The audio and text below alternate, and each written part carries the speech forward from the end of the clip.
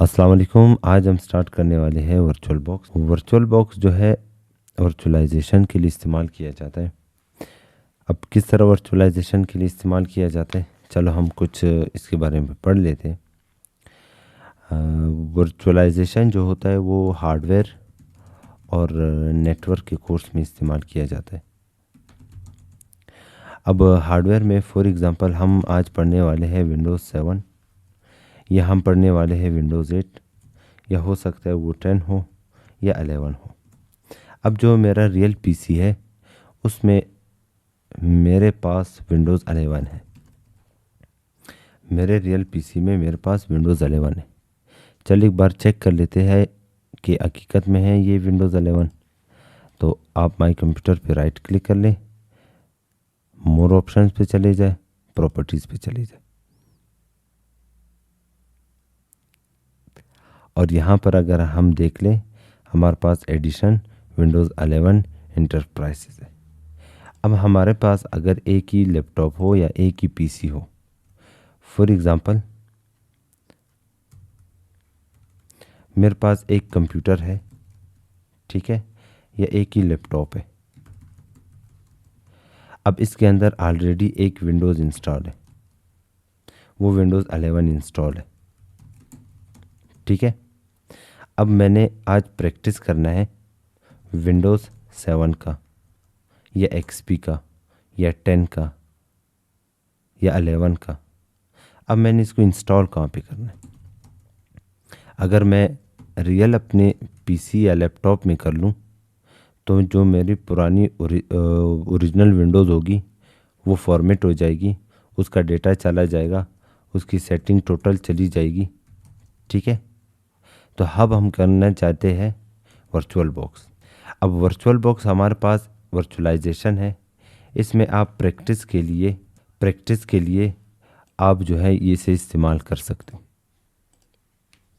अब हम आते हैं, पहले वर्चुअल बॉक्स को डाउनलोड कर लेते हैं और फिर उसके बाद इसको इंस्टॉल कर लेते हैं और उसके बाद हम उसके अंदर एक वर्चुअल पीसी क्रिएट कर लेते हैं ताकि हम उसके अंदर विंडोज़ आसानी के साथ इंस्टॉल कर लें और हमारा जो रियल विंडोज़ होगा उस पर कोई इफ़ेक्ट भी ना हो। तो सबसे पहले हम जाएंगे गूगल क्रोम में। अब गूगल क्रोम में हम टाइप करेंगे वर्चुअल बॉक्स और उसको डाउनलोड कर लेते हैं और फिर उसे इंस्टॉल कर लेते हैं और उसके अंदर एक कंप्यूटर बना लेते, पीसी बना लेते। तो चलते हैं हम गूगल क्रोम की तरफ। गूगल कर ले तो इसका अपने ऑफिशियल वेबसाइट है, आप फर्स्ट वेबसाइट पे क्लिक कर लें। क्लिक करने के बाद आपको बताया जा रहा है आपने विंडो होस्ट के लिए, मैक के लिए, मैक एप्पल के लिए, लिनक्स के लिए, सोलारिस के लिए, ये बहुत सारे आपको ऑप्शन विंडोज़ के प्लेटफॉर्म दिखने को मिल जाएंगे। फ़िलहाल हम पढ़ने वाले हैं विंडोज़ माइक्रोसॉफ्ट की है, तो हम इसे विंडोज़ होस्ट पे क्लिक कर लेते और आप यहाँ पे डायरेक्ट डाउनलोड पर भी क्लिक कर सकते। अब आपका ये डाउनलोड हो रहा है, डाउनलोड होने के बाद हम इसको इंस्टॉल कर लेते। इसमें कुछ इश्यूज़ आएंगे, उस इश्यूज़ को भी कोशिश कर लेते हैं कि हम सोल्व कर लें। और वर्चुअलाइजेशन जो है, वर्चुअलाइजेशन एक नेटवर्क और एक हार्डवेयर में ये दोनों चीज़ बहुत ही ज़्यादा इस्तेमाल होता है। और इसी तरीके से अगर आप देख लें तो टोटल जो नेटवर्क और विंडोज़ सर्वर के जो कोर्सेज़ वगैरह होते हैं, उसके जो प्रैक्टिकल काम होते हैं, तो उनके लिए बहुत ज़्यादा यूज़फुल होता है। तो चलते हैं, हमारा वेबसाइट डाउनलोड हो गया। डाउनलोड होने के बाद ये फर्स्ट हमारा सॉफ्टवेयर था और हम इस सॉफ्टवेयर पे क्लिक कर लेते।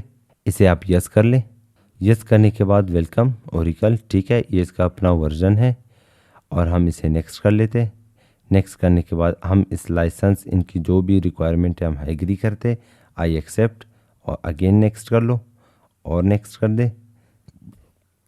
ये कह रहे वार्निंग, आपका जो नेटवर्क इंटरफेस है यानी जो हमारा रियल जो नेटवर्क या वाईफाई नेटवर्क वायरलेस होगा या जो आपने लैन लगाया है तार के थ्रू वो इस्तेमाल होगा। तो हम लोग कहेंगे जी बिल्कुल आप इस्तेमाल कर ले। इसे अगेन यस कर ले और यस कर ले और हम क्रिएट कर लेते हैं, टोटल इंटरफेसेस वगैरह नेक्स्ट कर दो, और ये नेक्स्ट लास्ट में हमारे पास ऑप्शन होगा इंस्टॉल कर ले। कुछ टाइम ये लेगा, ये थोड़ा सा एनालिसिस कर लेगा, एनालिसिस करने के बाद ये इंस्टॉल हो जाएगा।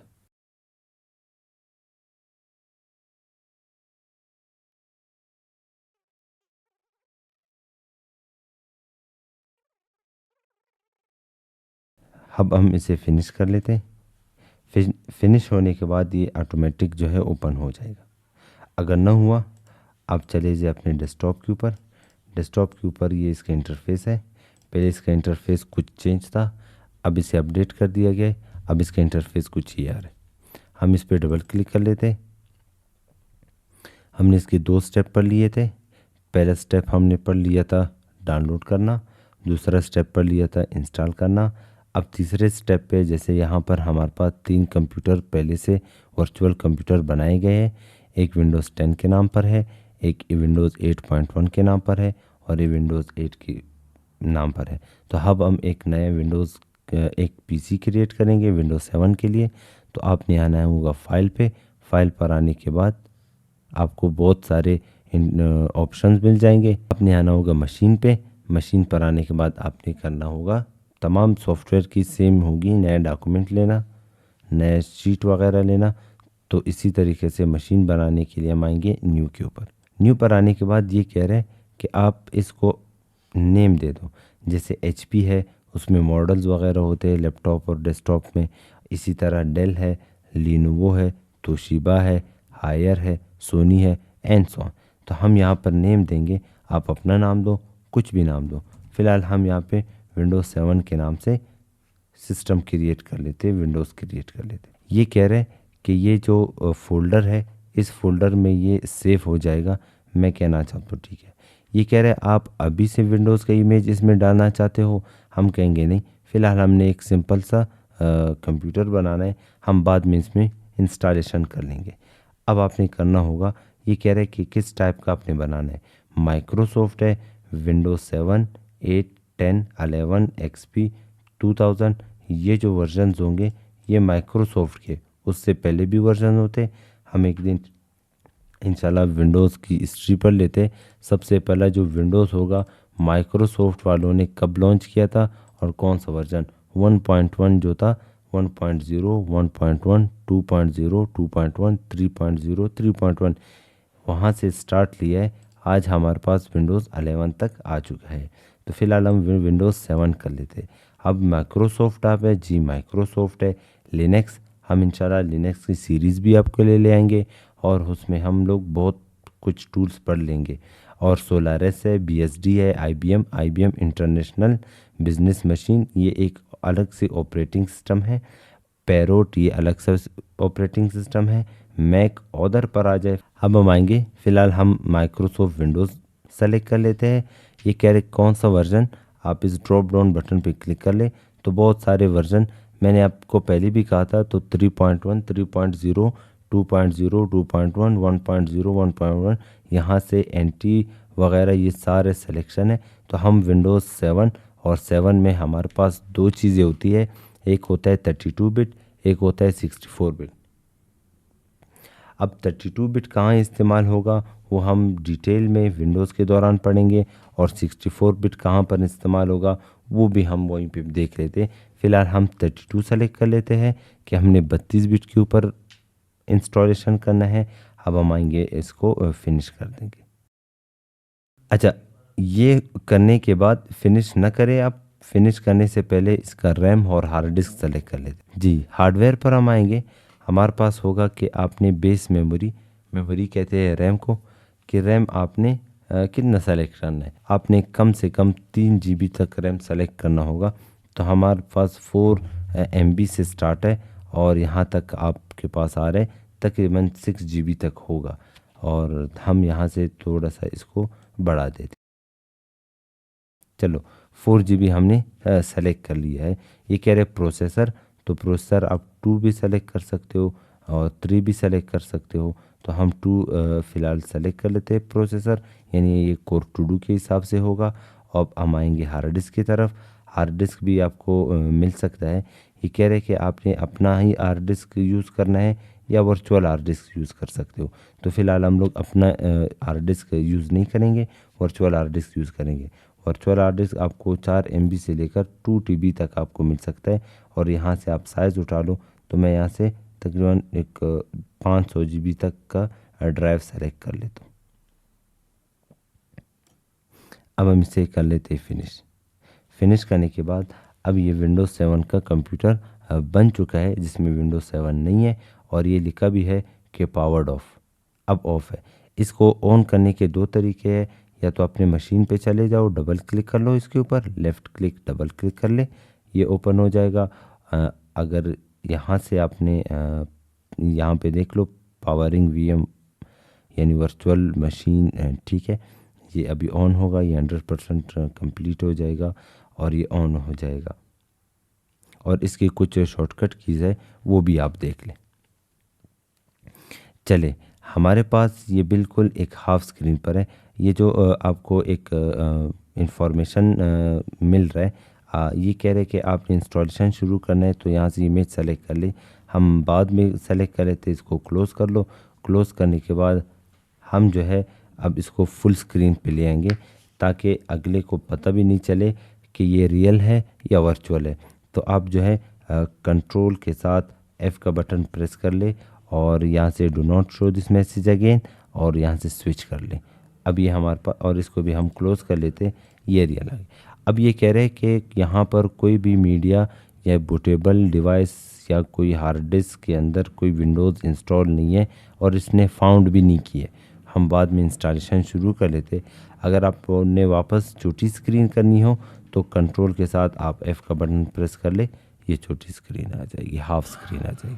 अगर फुल स्क्रीन करना है कंट्रोल F कर ले अगेन, और हाफ स्क्रीन करनी है फिर कंट्रोल प्लस F कर ले। और अगर आपने PC को, जैसे हम अपने रियल PC को रिस्टार्ट करते कंट्रोल Alt डिलीट के बटन के साथ, तो हम जो है इसको अब रिस्टार्ट करेंगे कंट्रोल R के साथ। Do not switch this message again और रिस्टार्ट कर लें, ये हुआ रिस्टार्ट। जैसे कि आप अपने PC को जैसे ही रिस्टार्ट करते हो तो उस कंपनी, अगर वो डेल है तो डेल कंपनी का लोगो आ जाएगा, HP है HP का आ जाएगा, लिनो है वो आ जाएगा। अब ये इसको हम जैसे ही रिस्टार्ट करेंगे तो ये वर्चुअल बॉक्स है तो उसका ये लोगो आएगा।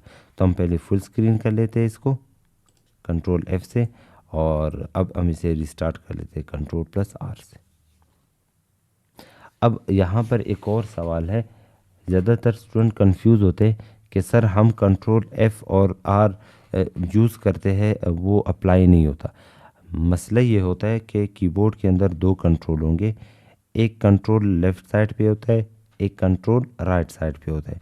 तो जो एरो की के साथ कंट्रोल है, इसे होस्ट का बटन भी कहा जाता है कीबोर्ड में।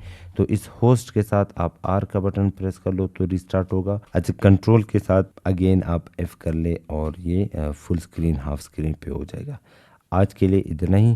कल हम एक और नई वीडियोस अपलोड करेंगे जिसमें हम विंडोज़ XP 7, 8, 10 विंडोज़ पैरोट किस तरह इस्तेमाल किया जाता है, किस तरह इंस्टॉल किया जाता है, लिनक्स, काली लिनक्स, यूबंतू और ये जितने भी फ्लेवर्स वगैरह होंगे, ये किस तरह इंस्टॉल और यूज़ करेंगे।